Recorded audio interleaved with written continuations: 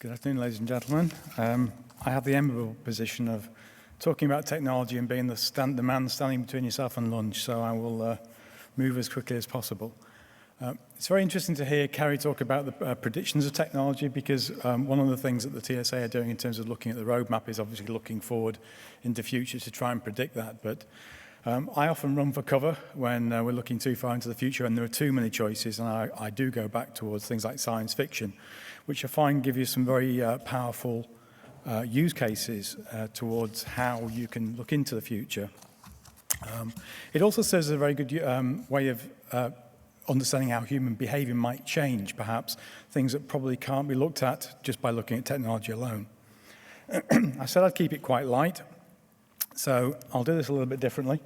I think some of you may recognize James T. Kirk, who was the original captain of the Star Trek Enterprise. This series was aired in 1966, and the reason for this really is about the technology being used here. The example here is a communicator, simple device, contacts a ship wherever he is. However, that piece of science fiction has been truly overtaken. We have the simple flip phone, which allows anyone to call anybody anywhere. But we've also moved on to the PDA device. The PDA device allows you to do a lot more than even Gene Roddenberry could think about in those days. And amongst other things, rather than just telling Scotty what he needs from him, he can WhatsApp him, he can tell he's read it, he can get some emojis back. He still can do it, Captain. But you can also order a taxi, perhaps, if the transporter isn't working.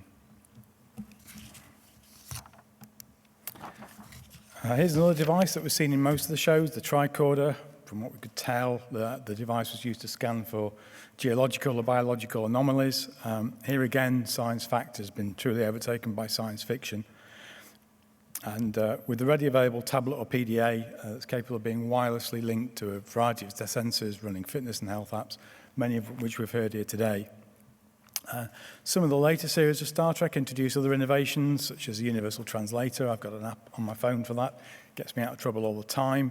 And perhaps more importantly, the talking computer. We mentioned Siri, Amazon Echo, and Google Home. The latter being capable of holding two-way conversations with you and making some real kind of good judgmental calls, being able to sit there and say, I need help, and how do you need help? And having a conversation to do that is a very, very powerful service, and another way that will perhaps change our behavior in the future. Later series of Star Trek introduced the holodeck. I think we pretty much have that now with virtual reality game sets. The replicator, we've talked about 3D printing this morning. But I still think many of us would like to go home at night, have a box in the wall where you could just simply walk up to it and ask for whatever food or drink that you wanted, and it just produces like that. That's something we have to keep hoping for. As far as the transporter goes, I think we still have to wait for that one, but scientists tell me it is possible, so fingers crossed. So my last of the science fiction slides, sorry to bore you, but I am going somewhere with this. Technology has advanced in many fields, and so much so you can now construct those available features to really form what was once science fiction. Some of you may remember back in 1982 we had Knight Rider, a driverless car, could have two-way conversation with you and take control when necessary. If we move forward to 2016, we've now got numerous driving aids, assisted driving, automatic braking, stability programs, adaptive cruise, speed controls, even blind spot orientation. For voice, we have Siri, Cortana, Amazon Alexa, Google Home, both of which are capable of two-way conversation and information gathering. And it seems possible from the continuing that many tech companies are undertaking that we'll have fully autonomous vehicles that will take you to your destination, arriving completely unflustered and calm after avoiding all the delays. How good is that going to be? But sadly, it's going to be around about 2025 before we get that kind of technology. Although, to be fair, it's probably not the technology, it's more ethical and legal constraints that will delay that technology. Looking at changing behaviours, for many of those innovations, the technology has only been possible over the last 10 years. The iPhone was introduced in 2007. Perhaps what's not so well known about the iPhone is that it was replaced 1 year later. So it didn't last for a very long time, but we now have that sort of annual replacement cycle that we all know so well. That's good. We get new technology. We find ways to use it. For those of you not Apple fans, I'd considered using a Samsung device. I looked at the Note 7, but I thought that might be a little bit too hot to handle. Sorry about that. It just shows we can't get everything right. And there have been many technological advancements over the years, but these have brought big changes in human behavior. Numerous applications from health tracking, geolocation, podcast stream radio, TV shows, instant ordering, and almost instant delivery. These have all led to a whole new ecosystem that's created new economies, something that science fiction itself couldn't predict very adequately.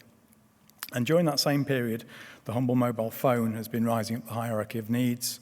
It's now a highly personal piece of jewelry, available in a range of colours. And often when I leave the house now, I say, where's my keys, where's my phone? And if you have the right kind of phone, you don't even need keys anymore. Perhaps a little bit closer to home, the traditional concept of telephone, fixed telephone lines, has been replaced by mobile.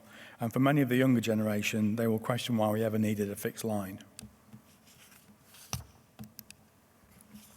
So sometimes it's easy to forget how much has occurred in a short period of time. As each new technology has matured and becomes adopted, we begin to innovate new services and new ways of doing things. Predicting the future is a more difficult task, particularly when looking at changing infrastructure. That alone does not help to adjust the timeline. It's innovation in services and its adoption that really drives the pace of change, and that in turn affects infrastructure and demands the timeline for that. So in looking at the advances made in new technology, we're often frustrated.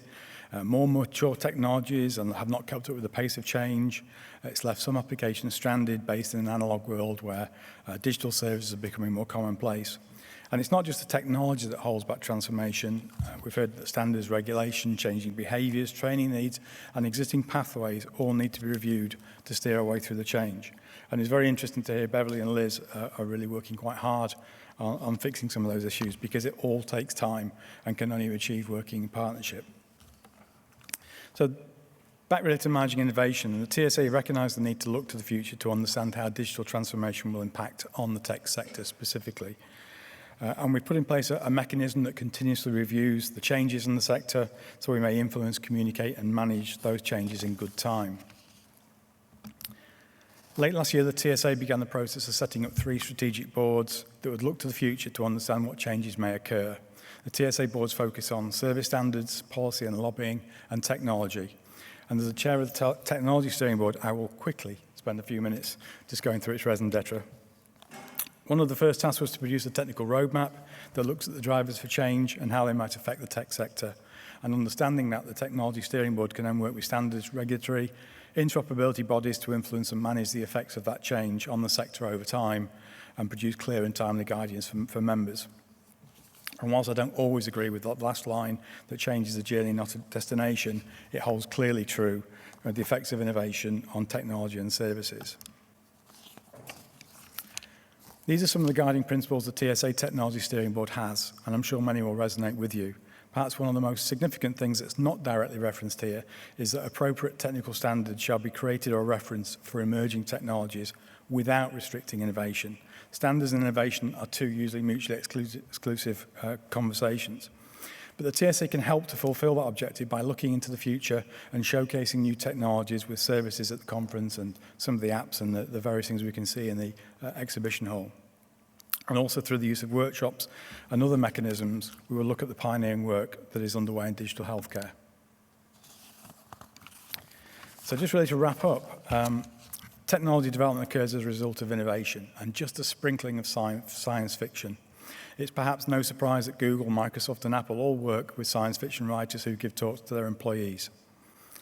The TSA roadmap is a dynamic tool that's constantly reviewed to identify gaps, to focus resources where they're needed, and is used to communicate the changing needs of the sector with all those that need to know. As I've mentioned, to work with standards and regulatory bodies so that robust standards exist, but they must ensure that standards do not hinder service innovation with new and emerging technologies. After all, innovation is a team sport. So that's the end of my presentation, you'll be pleased to know. I'll be talking through the technical roadmap this afternoon, the drivers change, in a lot more detail here, 2 o'clock today. So please join me if you can. Thank you very much.